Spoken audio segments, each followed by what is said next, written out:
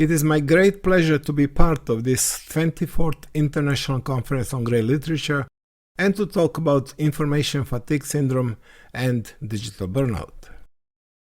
Is there anyone among us today that did not experience that nagging feeling of having too little time and too much information to deal with? Do you sometimes feel mental exhaustion from being exposed to too much information? You overly multitask, but the concentration and memory fade while the irritability grows. Your feeling of helplessness grows too, together with the relationship problems with your colleagues and with your loved ones at home. Welcome to digital burnout. Welcome to information fatigue syndrome, where the overwhelming amount of grey literature plays a significant role. We believe that the information fatigue is a new phenomenon, something sui generis to the 21st century. However, around 2000 years ago, the Roman philosopher Seneca the Younger complained that his peers were wasting their time and money accumulating too many books, admonishing the abundance of books is a distraction. Seneca recommended focusing on fewer but better books and reading them thoroughly and repeatedly. After Johannes Gutenberg invented the printing press in the 15th century, the plethora of information produced, shared, and disseminated so widely was thought to be very distracting and counterproductive. The introduction of personal computers and especially the creation of the World Wide Web dramatically increased the amount of information easily available to all of us. Today, it is well established and confirmed many times that information overload and digital overstimulation cause digital burnout, a situation where physical and mental exhaustion is caused by spending too much time in front of screens.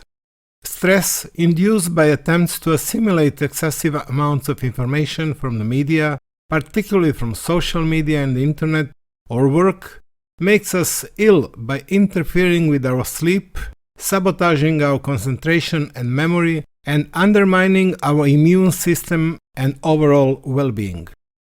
Information fatigue syndrome is defined as awareness of overwhelming feeling of being faced with an indigestible and incomprehensible amount of information.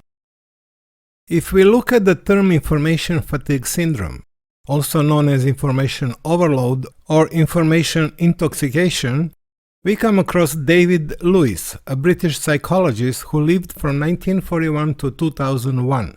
He is given credit for being the one who coined and first used the term. He said that having too much information can be as dangerous as having too little. Among other problems, it can lead to paralysis of analysis, making it far harder to find the right solutions or make the best decisions.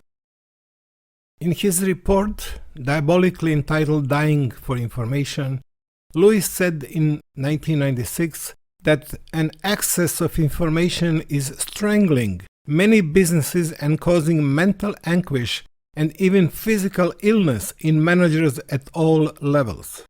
According to him, the problem was expected to worsen, and we are all witnesses to correctness of that prediction.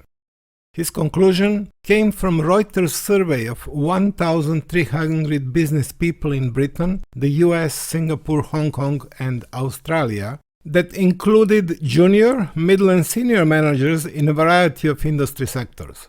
Two-thirds of those interviewed indicated that stress attributed to dealing with too much information had damaged their personal relationships, increased tension with colleagues at work, and contributed to decline in job satisfaction. More than 40% felt that important decisions were delayed, and the ability to make choices was hampered by excess information. The cost of collecting the surplus data exceeded its value. One-third said that they suffered from health problems as a direct consequence of stress related to information overload. Let's look at the grey literature and the role it plays as a part of information fatigue syndrome. it is believed that the grey literature overload is a major part of information overload and cause of information fatigue syndrome. There are two major factors that make grey literature the main contributor of our information fatigue syndrome. They are extensive variety of grey literature document types and extremely high amount, the quantity of grey literature output.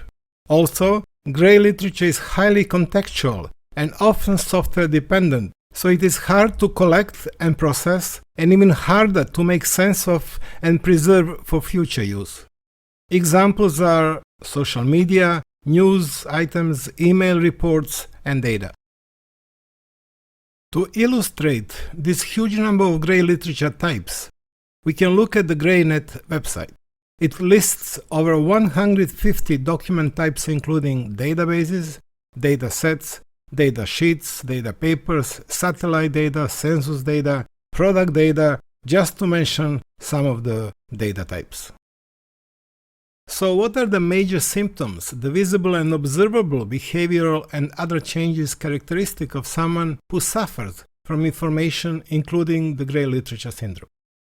They are apathy, indifference, mental exhaustion arising from exposure to too much information, poor concentration, short-term memory failure, overly multitasking resulting in incomplete tasks, overstimulation causing headache and nausea, tension, relationship problems at home, occasional irritability, frequent feelings of helplessness, and compulsive need to be connected to the internet.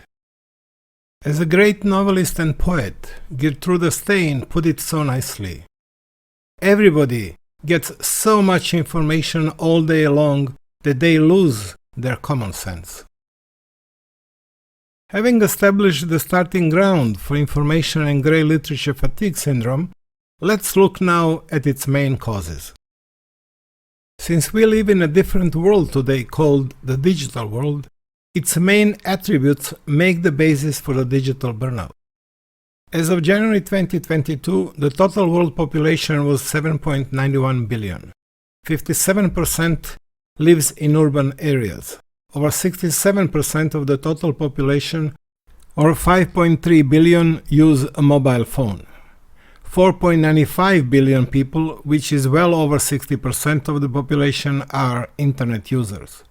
Almost all the people connected to the internet are also active social media users. Regarding this slide on the overview of internet use, let's concentrate just on the two last figures. Average daily time spent using the internet by each internet user is almost 7 hours. It is an astonishingly high number of hours spent, which should make us all think hard about its usefulness and reasons to be there. For all of us who are creating, providing, organizing, and making information and grey literature available on the internet, the figure that 92.1% of users access the information through their mobile phones should be of utmost importance. Previous reality of PCs playing the major role is not valid anymore. It has dramatically changed towards mobile devices. We need to direct our efforts towards this new tool and adjust our internet and web presence consequently. This table of top internet uses shows that the majority of people are searching for information, using it for communication as well as for entertainment. I personally find it very encouraging that there is a high percentage of use being geared towards education and study. So, how much time do we spend on social media apps? Statistics show that we spend monthly on average almost 24 hours on YouTube, 20 hours on TikTok, and the same on Facebook. Another 19 hours are spent monthly on WhatsApp, the most popular communications app. Generally speaking, an average social media user spends between 80 to 90 hours monthly on various social media apps. Translated into weekly work hours, we spend over 2 work weeks browsing various social media or reading messages received. So let me repeat this again. In average, every single one of us spends almost half of his or her productive work hours on social media, blindly devouring content that is at best questionable. Let's have a quick look at the YouTube statistics in 2022. There are 2.6 billion YouTube users. Viewers watch over 1 billion hours of video every day, localized in over 100 countries and 80 languages. 63% watch time comes from mobile. 400 hours of video uploaded every single minute. The most popular video platform today. The amount of data available around the world in 2020 was estimated at 59 zettabytes. It is predicted that it will reach a mind-boggling 175 zettabytes by 2025. 1 zettabyte is equivalent to 1 trillion gigabytes. If each bit is a coin around 3 millimeters thick, 1 zettabyte made up of a stack of coins would be 2,550 light years. This can get you to the nearest star system, Alpha Centauri, 600 times. Or 1 zettabyte is equivalent to 36,000 years worth of HD quality video. In a work environment, quantity of emails received and sent represents probably the main contributor and cause of information fatigue syndrome. It was estimated that there are 4.3 billion email users around the world. There is also an evident trend of constant growth of email users around. Over 333 billion emails are sent daily. If we talk about journals, in 2009 we passed the 50 million mark of the total number of science papers published since 1665. Approximately 2.5 million new scientific papers are published each year. As of 2014, there were approximately 28,100 active scholarly peer-reviewed journals. This excludes the increasing number of predatory or fake scientific journals which produce high volumes of poor quality research. Regarding books, it is estimated there are between 500,000 and 1 million books published annually. With self-published authors, there are close to 4 million new book titles published each year. The typical self-published author sells about 5 copies of his or her book. The average US book now sells less than 200 copies per year and less than 1,000 copies over its lifetime. According to Google, there have been 130 million books published since the invention of Gutenberg's printing press in 1440. However, this does not factor in books published after 2010, nor does it include self-published book titles. In 2021, 826 million books were sold. An interesting fact is that in the US, 75% of people surveyed prefer print to e-books or audiobooks. Let's return to Seneca and remind ourselves that it does not matter how many books you have, but how good are the books which you have. We need to ask ourselves if there is a solution to the grey literature fatigue syndrome. The solution to grey literature syndrome is not simple and is not straightforward. Some main actions to deal with it are the following. Filter all the information that comes to your way and make sure that you don't contribute to digital burnout of others by spreading and sharing unnecessary information. Sharpen your focus when looking for and using grey literature and, in fact, any other information. Focus on essential, not on interesting. Prioritize. Pick reliable and trustworthy sources of grey literature. Delegate.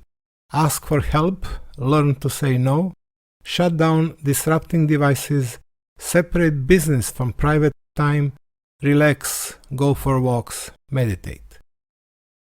There is also a role that grey literature information specialists could play.